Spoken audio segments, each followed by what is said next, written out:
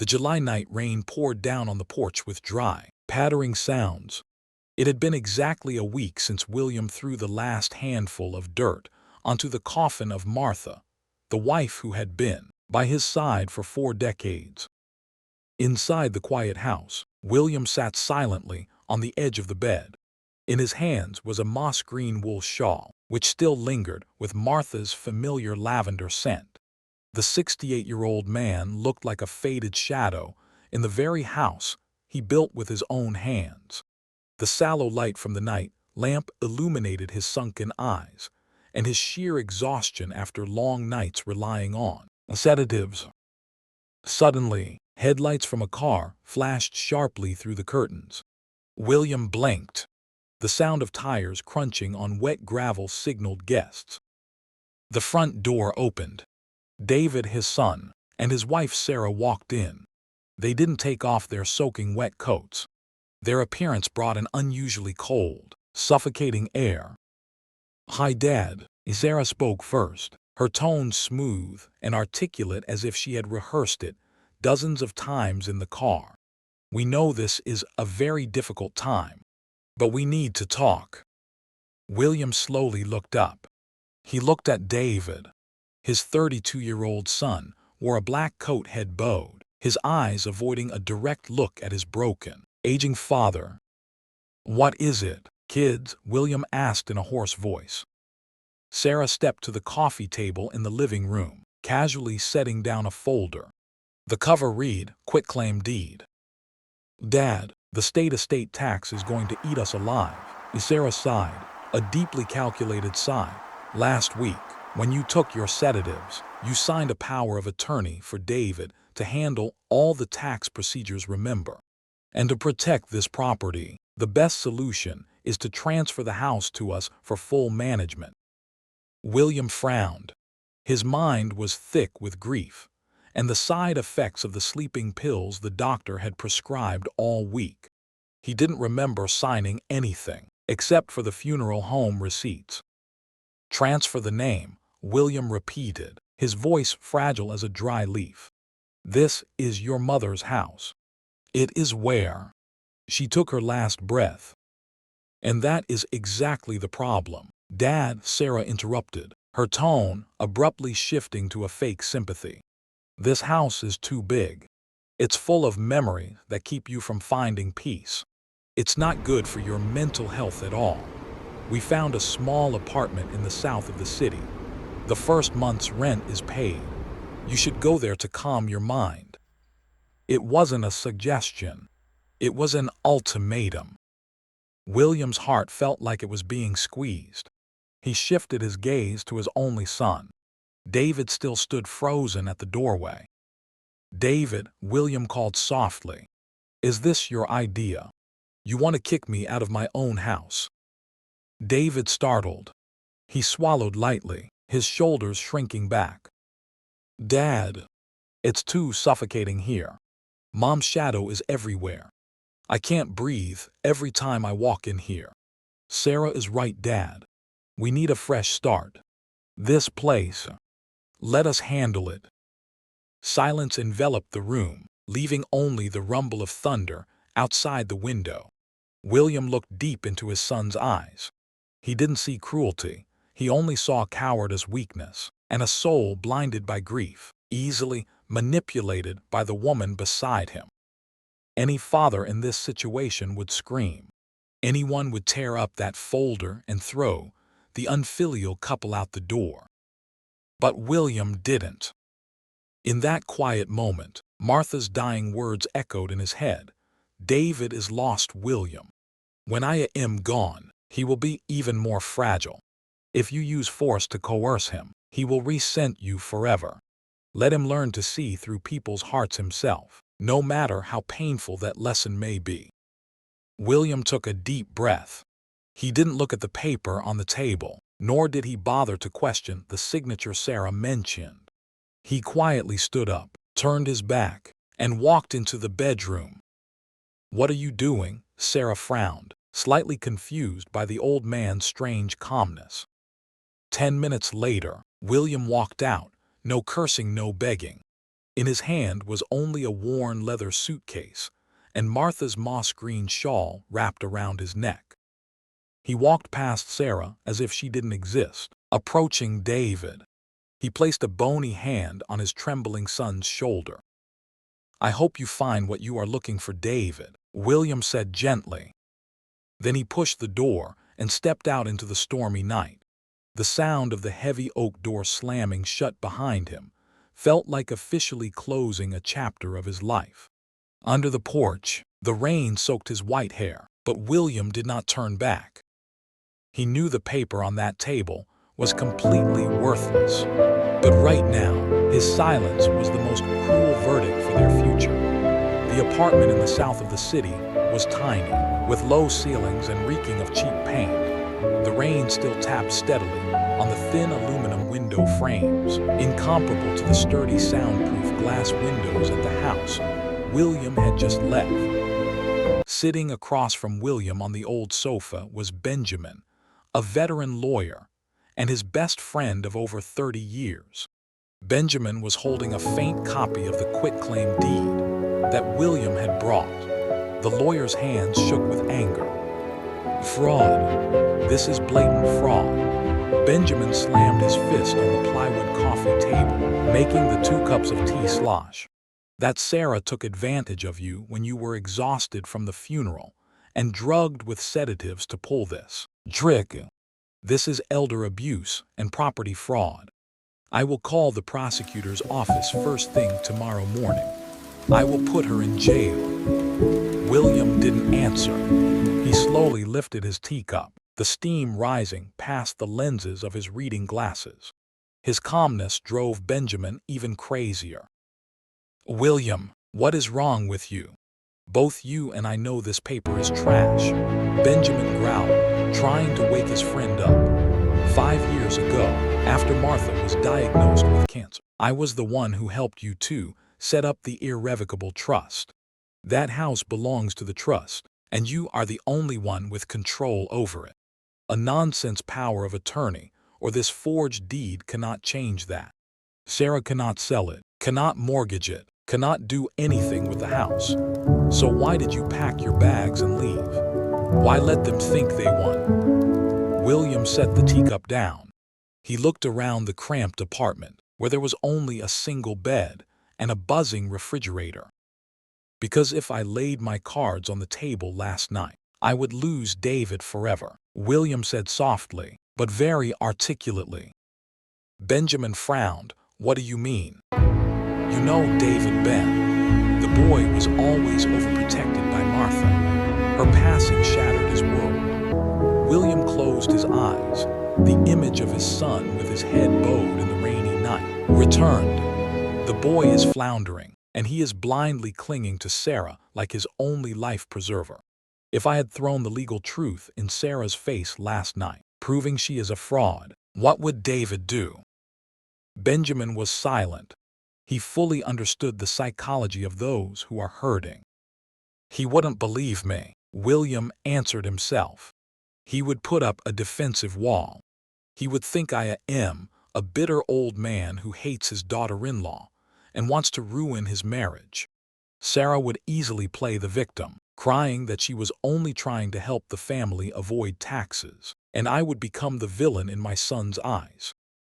William reached for Martha's moss-green shawl beside him, gently stroking the soft woolen threads. "The night before she closed her eyes, Martha held my hand. She knew what kind of person Sarah was, and she also knew how weak David is. Martha made me promise to let David see his wife's true colors for himself. The boy must experience the pain of being manipulated on his own, taste the suffocation of living with greed for himself. Only when he hits the rock bottom of betrayal will he truly awaken. But the price is too high." Benjamin sighed, his eyes full of sorrow, watching his friend having to live in poverty. "How long do you plan to hole up in this slum? How long are you going to endure this injustice?"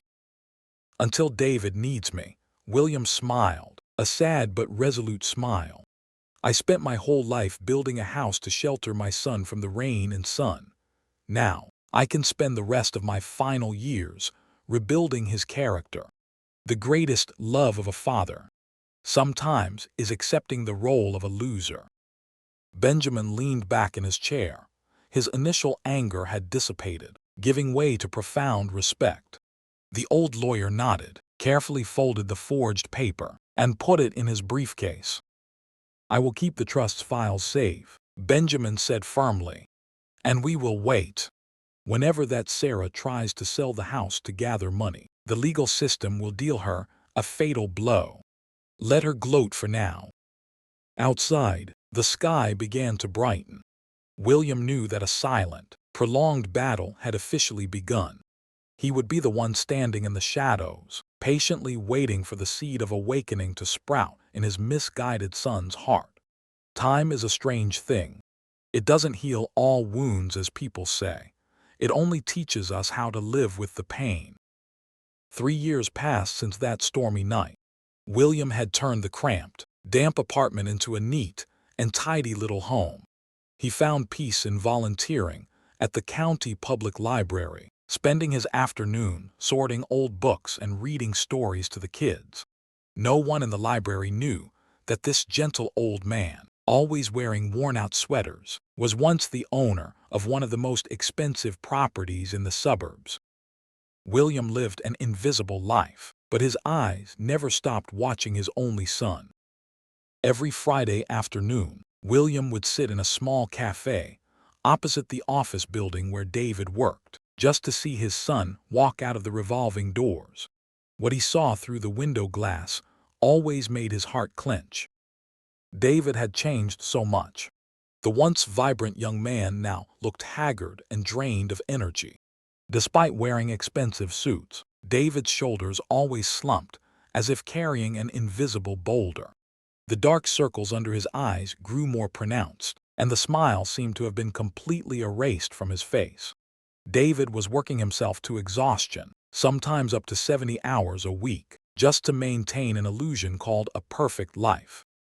That illusion, of course, was directed by Sarah.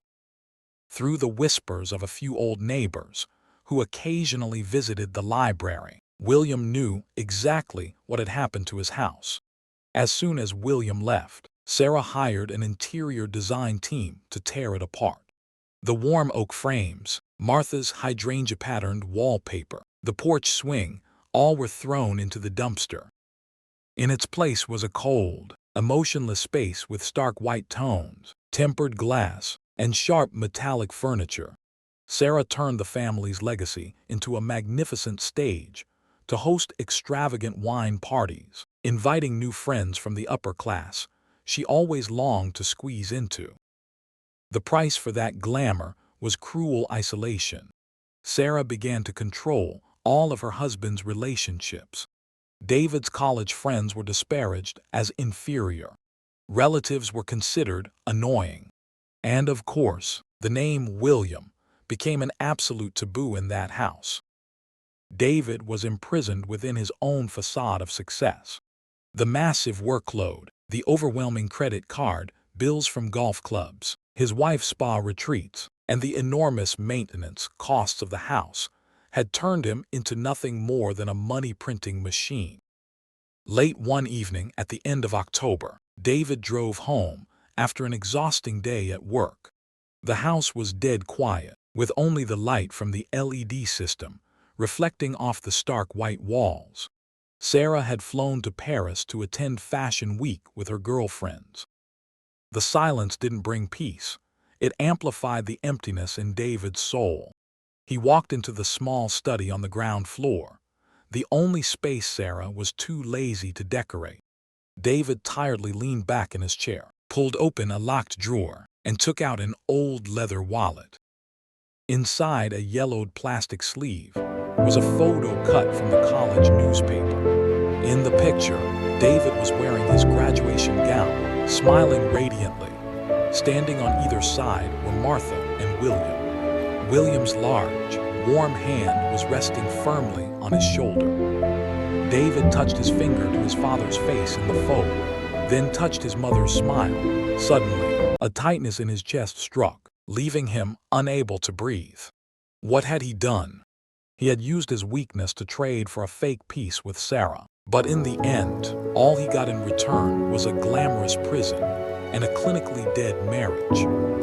The feeling of suffocation was being pushed to its absolute limit. David had no idea that the ticking time bomb in his life was about to be triggered. Sarah's bottomless greed didn't stop at renovating a house. She was aiming for a much bigger gamble, a gamble that would bring down every illusion she had painstakingly built over the past 3 years. In the spring of the 4th year, since Martha passed away, a real estate earthquake swept through the peaceful suburb where William used to live. The expansion of the high-speed railway line had turned this area into a gold mine in the eyes of investors. The Urban Development Corporation Apex Holdings decided to acquire the entire neighborhood to flatten it and erect a luxury apartment complex. William's family home sat in the most prime location, occupying a whole corner intersection with a vast garden area. An Apex representative knocked on the door with an undeniable number, $3.2 million. When seeing the string of zeros on the purchase and sale agreement, Sarah's eyes lit up like someone who had just hit the jackpot. $3.2 million. This amount was enough for her to completely shed the suburbanite label, buy a luxury penthouse right in the city center, purchase a new sports car, and join the true elite. But to David, that contract looked like a death sentence for the last shred of conscience left in him. "They're going to flatten it," David whispered, his vacant eyes staring at the project blueprint the real estate agent had left behind. The reinforced concrete blocks in the drawing would crush the garden where his mother used to plant roses, pulverize the oak tree where his father used to hang the swing, and completely erase his family's existence from this world. Exactly. And we'll hold $3.2 million in cash. Sarah cheered excitedly, talking while pouring a glass of expensive champagne. "David, this is a life-changing opportunity. I already contacted a broker downtown. Next week, we're going to look at some penthouses." "No," David took a step back, shaking his head vehemently. "I can't do this, Sarah. Remodeling the interior is one thing, but selling this land for them to destroy it is another. This is my parents' flesh and blood. I cannot sell their legacy." The sound of the glass slamming hard against the marble table rang out. The smile on Sarah's lips vanished, replaced by a cold and ruthless expression. "Legacy? What are you talking about, David? This pile of old bricks and tiles." She stepped forward, gritting out every word. "Your mother is dead. Your father has been gone for 3 years. This house is just an asset, and right now it's in our name. Did you forget? That transfer paper. Originally you said it was just to dodge estate taxes," David argued, his voice slightly trembling. For the first time in 3 years, he dared to raise his voice at his wife. "You said we would preserve it." "And I changed my mind," Sarah screamed. She crossed her arms over her chest, launching her familiar fatal attack. "Listen, David, I have endured your depression, your moodiness, and your attitude of clinging to the past long enough. I am giving you a chance to move forward. If you don't sign this paper, if you choose this damn carcass of a house over our future, then this marriage is over. I will divorce you, and I will demand half the value of this house in court." Sarah's razor-sharp threats pierced through David's weak defenses. He looked at the woman in front of him, suddenly feeling she was terrifyingly alien and chilling. But 3 years of living under control and exhaustion had stripped David of any ability to resist. The fear of abandonment, the fear of facing a messy divorce caused him to collapse completely. David's shoulders sagged. He stepped to the table and picked up the fountain pen. His hand was trembling so much that the signature became distorted. He had just signed the preliminary contract, while simultaneously signing the death warrant for his own soul. "Wonderful," Darling, Sarah instantly changed her attitude, throwing her arms around David's neck and kissing his cheek as if no argument had ever happened. I'll send this to the brokerage firm right away. Oh, I think we should treat ourselves to a trip to Milan next week before we have to get busy packing. David didn't answer. He stood frozen in the middle of the brightly lit room, feeling like he had just sold his soul to the devil. But Sarah, in her bloodlust of greed, had overlooked a vital detail. She firmly believed that the forged, quitclaim deed she forced William to sign 3 years ago was a perfect legal shield. She had no idea that the moment the preliminary contract was sent, the escrow and title search processes of the American legal system were officially triggered.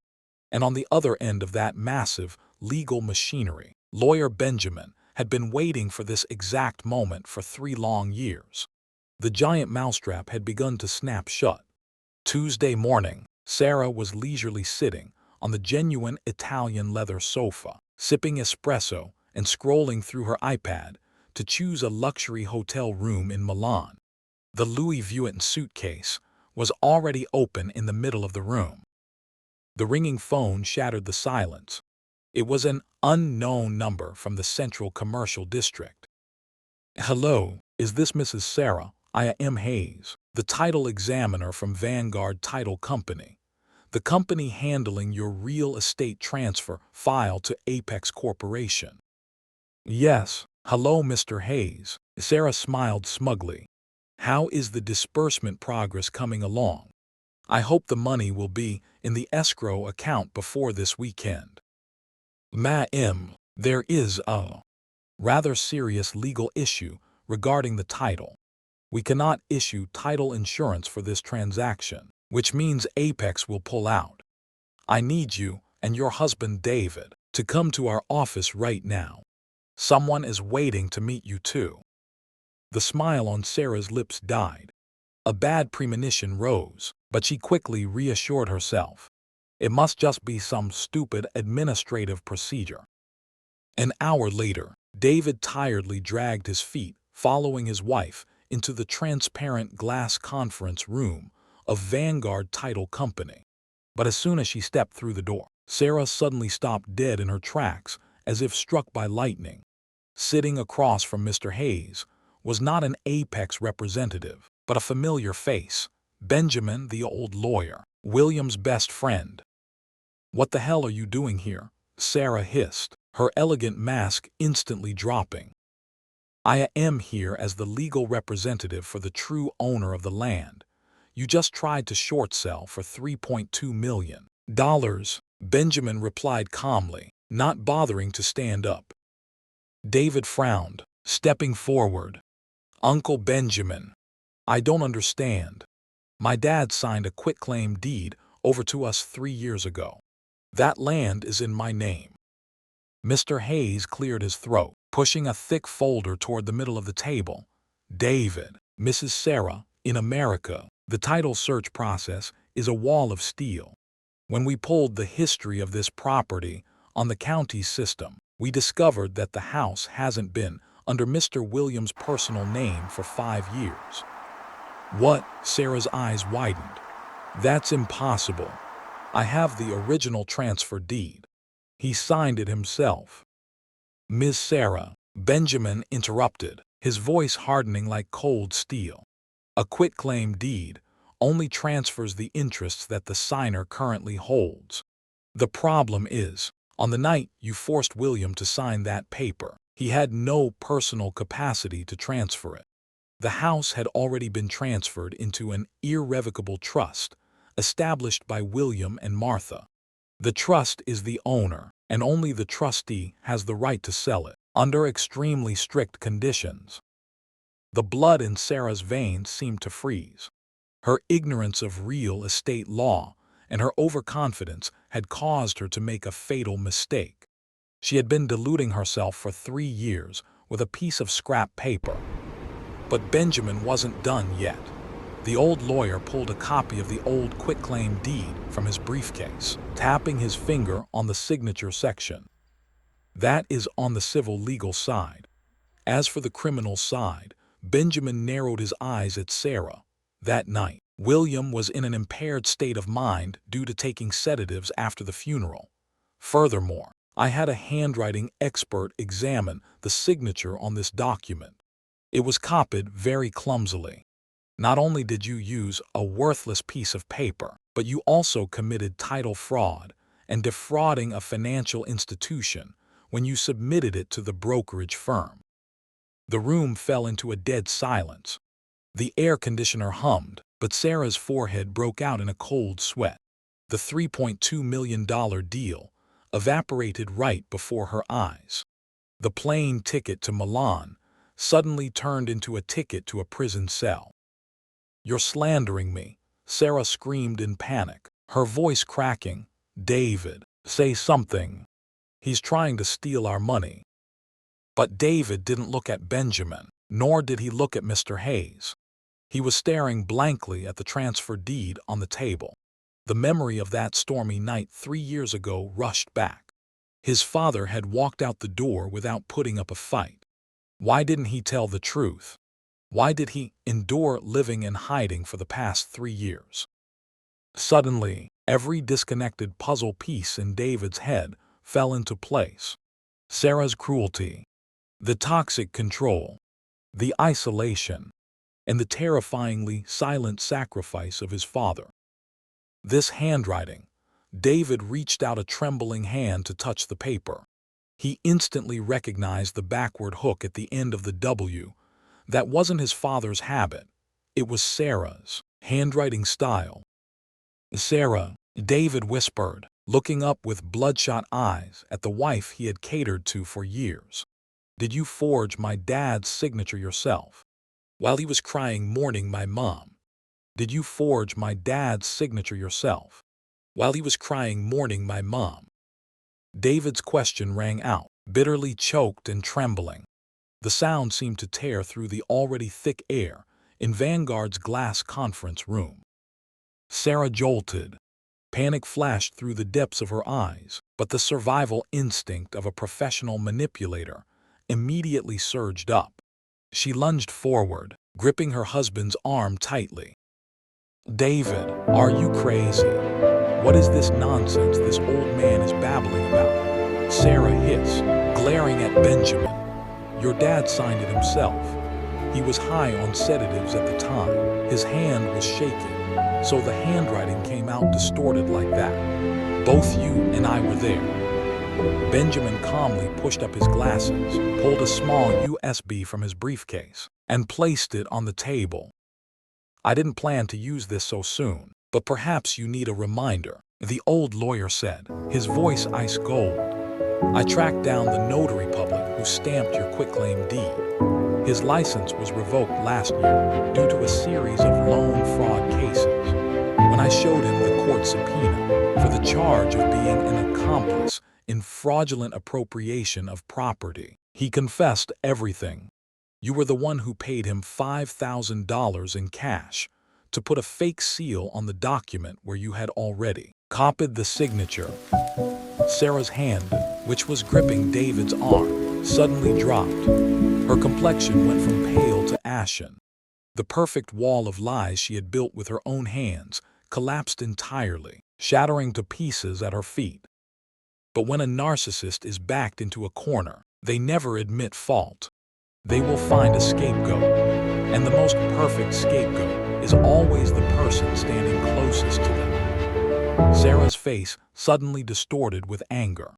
She whipped around to David, pointing a finger straight at his face. "What is the meaning of that look, David? Are you trying to play the innocent victim here?" she screamed, the jarring sound echoing throughout the room. "Do you think you're so pure? That night, who was the one standing with folded arms watching your dad carry a ragged suitcase out the door into the storm? Who was the one whining and complaining every night that they couldn't stand living in a house reeking of dead people? Who did I do all of this for? I did it to salvage your rotting life, because of your cowardly, spineless nature."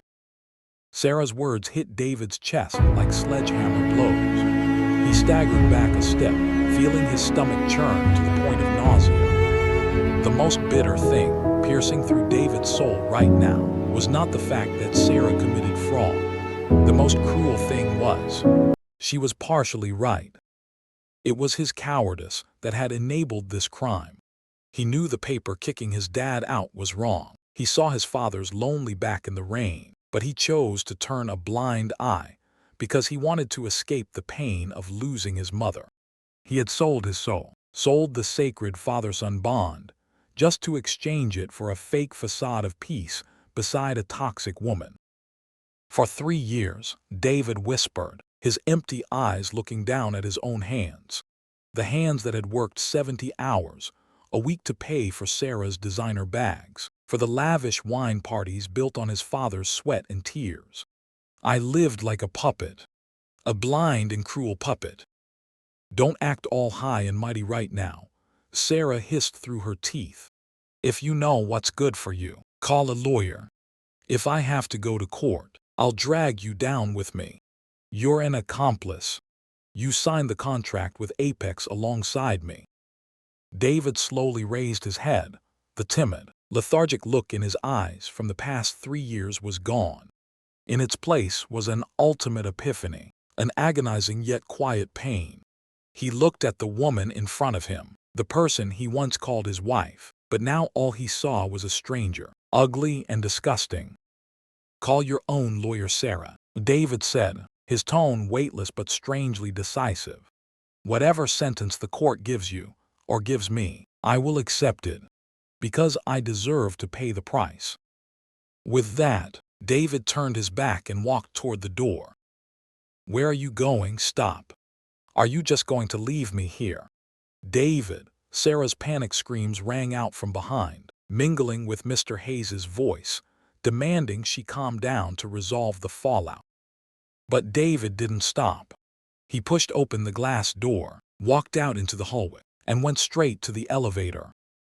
Stepping out of the Vanguard building, the harsh midday sun hit his face directly, forcing him to squint. The rushing crowd passed by.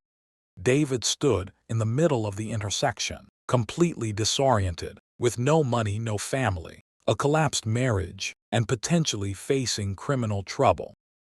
He had lost everything. But strangely, as he took a deep breath filling his lungs, David felt more relieved than ever. The suffocation of the past 3 years had vanished. For the first time since his mother died, he had truly awakened.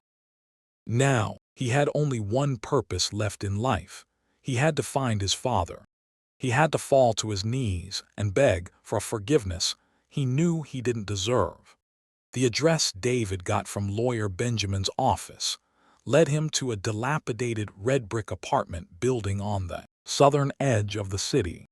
This place was dozens of miles away from the quiet suburb and luxury restaurants he used to frequent, both in geographic distance and standard of living. Standing in front of the peeling wooden door, labeled 4B, David hesitated. His hand reached up into the air and then pulled back trembling. During the entire drive here, he had braced himself for curses, being chased away, or at least a look of contempt. He deserved to receive all of that. Finally, he closed his eyes and knocked lightly 3 times. The door opened. The hinges creaked. Standing in front of David was William. He had aged so much. His hair was completely white, his figure visibly thinner in a frayed sweater, but his eyes were still as calm and gentle as that stormy night 3 years ago. David glanced over his father's shoulder, taking in the entire cramped apartment. There was no fireplace, no plush leather sofa, only a single bed pushed against the wall, and a tiny dining table. David's throat tightened bitterly. His father, the man who had worked himself to the bone his whole life to build $1 million estate, had to hole up in this wretched place for 3 years, while he and his wife joyfully enjoyed parties built on his sweat and tears. All of David's restraint collapsed. His knees went soft, and he fell to the floor before the threshold. "Dad, I'm sorry." David buried his head in his hands, sobbing like a child. His crying carried absolute remorse, shame, and the pent-up agony of many years. "I am a bastard. I knew that paper was wrong, but I didn't stop her, Dad. I ruined everything." William didn't utter a word of reproach. He slowly bent down, placed his bony, rough hands on his son's shoulders, and used the little strength of his old age to pull him up. "Come inside, son. The floor out here is very cold." William spoke in a warm, deep voice, without a single trace of resentment. He helped David sit down on the only plastic chair, then walked toward the corner of the room, pulling a small trunk from under the bed. He unlocked it and carefully took out an intricately carved wooden box, the only thing in this room that bore a semblance of luxury. It was Martha's keepsake box. William placed the box on the table and pushed it toward David. "I have waited for this day for the past 3 years," William said gently. "There is one detail about that night that you never knew, David. My silence was not because I was afraid of Sarah, nor was it because I was weak." David lifted his red, swollen eyes to look at his father, full of confusion. "Open it, son." David's trembling hands touched the latch. Inside the box was a moss-green shawl, a few old family photos, and resting on top was a brown leather-bound notebook. It was his mother's diary. "Your mother wrote these lines during her last weeks in the hospital, when the cancer cells had metastasized to her bones," William sorrowfully recalled. "Read the last pages." David flipped through the yellowed pages. His mother's weak, shaky handwriting appeared blurred through a film of tears. "My beloved William, I know my time is running out. What worries me the most right now is not death but David. The boy is too sensitive and is being blinded by grief. Sarah is an ambitious and toxic woman. She will take advantage of his weakest moment to seize everything. William, I beg one last thing of you. If one day Sarah wants to kick you out to monopolize the house, please do not resist. Do not use the law to strike her down right then. If you do, David will think you are a heartless man, wanting to tear his family apart. The boy will protect his wife and resent you forever. Please leave. Even if you have to suffer injustice, even if you have to live in poverty. Let David taste the suffocation of greed for himself. Let him stumble on his own, see through Sarah's true nature for himself. A father's heart must be large enough to contain even false accusations. Until our son truly awakens, I love you, and I believe you will save our son's soul." The diary fell from David's hands, smacking against the table. 3 years. The truth buried for the past 3 years now crashed over his mind like a tsunami. His father knew everything in advance. From that very stormy night, he had embraced the most cruel and unjust verdict, voluntarily walking out of his house, living in isolation and poverty. Not because he was weak, but because he was fulfilling the greatest and most painful covenant of love with his late wife. He chose to sacrifice the comfortable life of his old age to exchange for a chance, no matter how slim, hoping his son would awaken. It was the greatest, tough love David had ever known. He didn't hand him a fortune so he could continue down the wrong path. He gave him the freedom to make mistakes and the endless patience to wait for him to return. "Dad," David called out Dad with all the respect and pain from the bottom of his heart. He slid off the chair, knelt on the floor, wrapped his arms around William's bony legs, and cried out loud, "I don't deserve it. You and Mom sacrificed so much for a coward like me." William bent down, hot tears rolling down his wrinkled cheeks, falling onto his son's hair.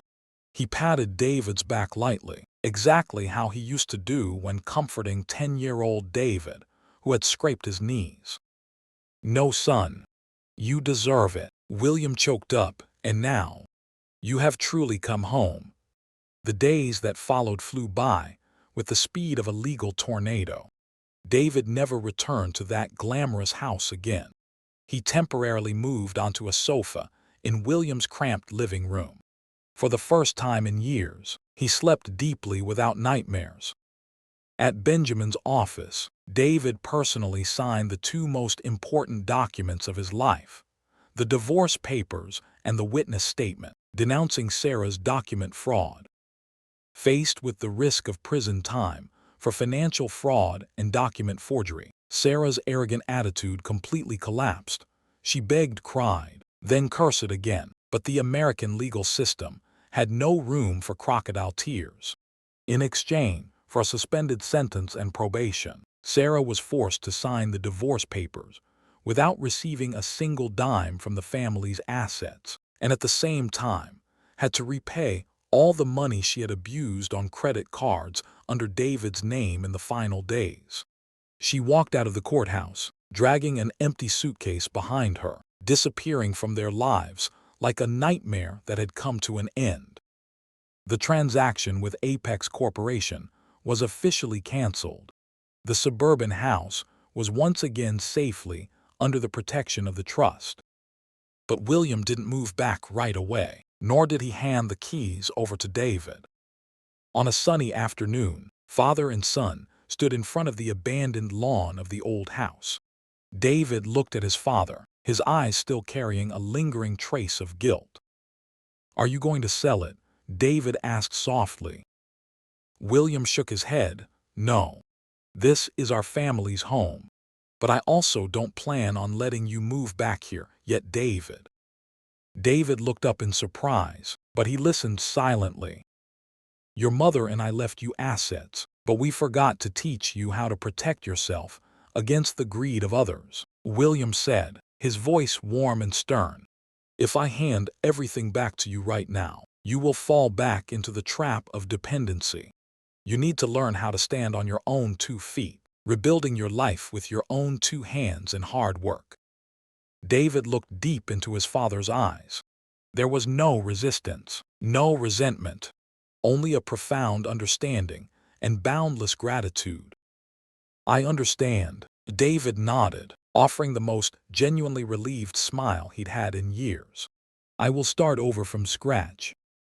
And he really did. David rented a tiny, modest apartment not far from his workplace. He gave up the luxury clubs and expensive suits to put on a simple shirt.